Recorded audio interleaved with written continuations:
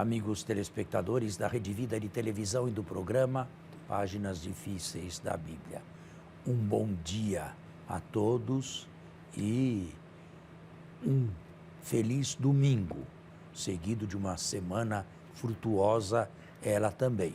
Mas agora, atentos ao nosso programa Páginas Difíceis.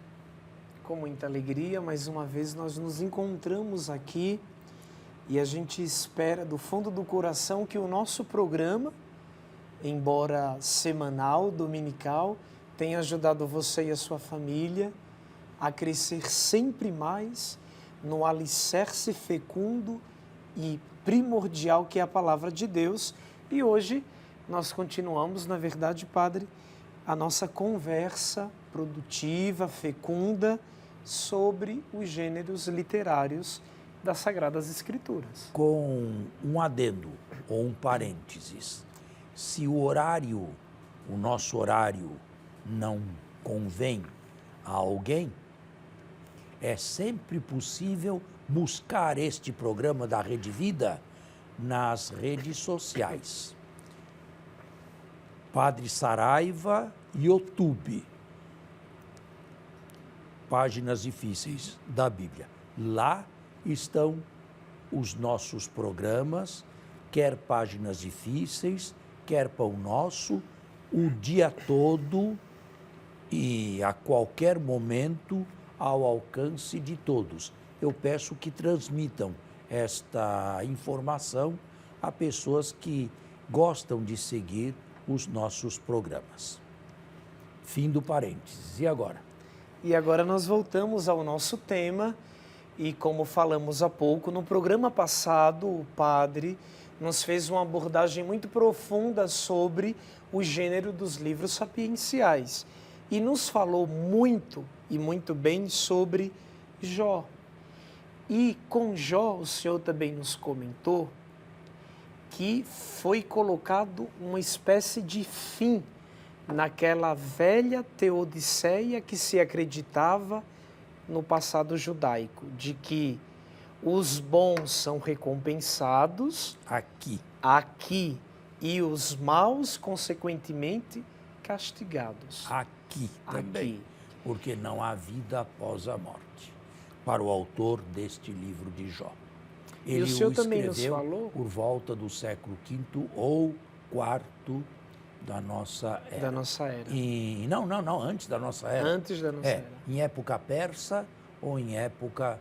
Prefiro colocá-los em época persa, mas há também quem os coloque em época helenista. Padre, a figura de Jó, o homem que pôs fim à controvérsia da velha teodiceia, e ao mesmo tempo o homem que não responde o que deveria responder na conclusão do seu livro. O que essa figura pode falar ao homem de hoje, ao homem moderno, ao homem contemporâneo? Em primeiro lugar, leia o curtíssimo capítulo 42. Jó respondeu a Iavé: A Deus. Reconheço que tudo podes e que nenhum dos teus desígnios fica frustrado. Quem é aquele que vela teus planos com propósitos sem sentido?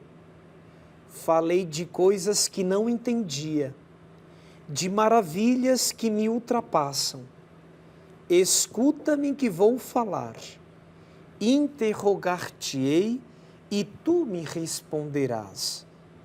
Eu te conhecia só de ouvir, mas agora meus olhos te veem. Por isso retrato-me e faço penitência no pó e na cinza. Está vendo como termina Jó? Deus o reduziu ao absurdo. Você não entende nada, ou quase nada, do que se passa neste mundo aqui.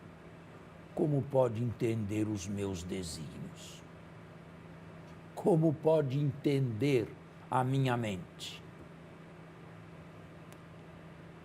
Eu te conheci apenas por ouvir dizer.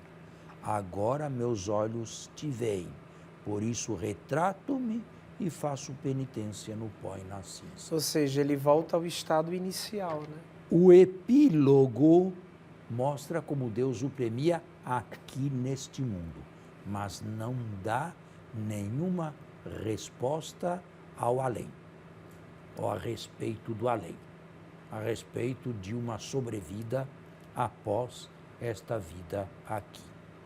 Ô padre, eu sei que pode ser forçoso o que vou perguntar, mas no primeiro momento não nos deixa entender, Jó não seria um antítipo de Cristo, de Jesus, no tocante à dor e ao sofrimento? Mas em que sentido? Dor e sofrimento. Não. Ou então, tá, entendi. tinha No sentido uma de visão- que, no sentido de que alguém que tinha tudo e passou a não ter nada. Entende Não, a lógica? Jesus sempre nasceu pobre e viveu pobre. Não. Na natureza humana, Ah.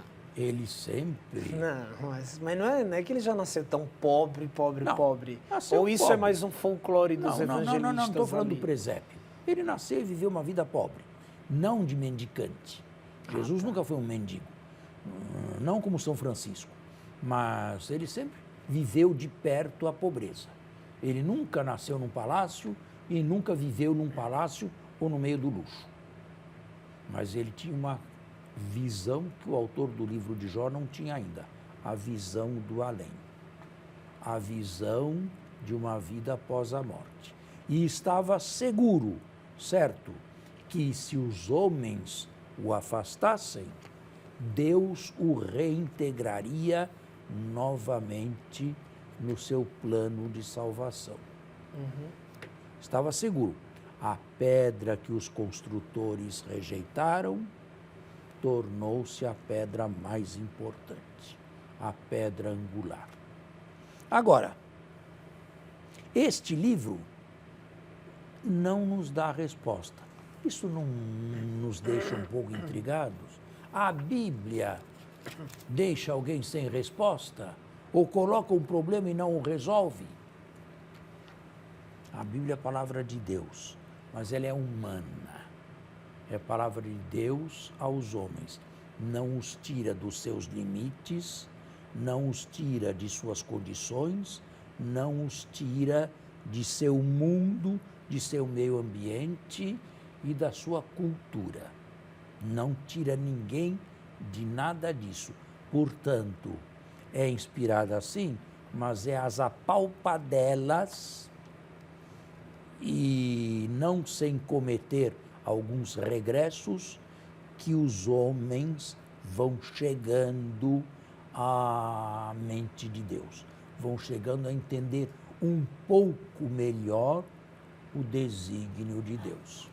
A vida após a morte tem uma única aparição no texto hebraico, pelo menos no texto hebraico judaico, massorético, no livro de Daniel, capítulo 12, versículos 1 a 4.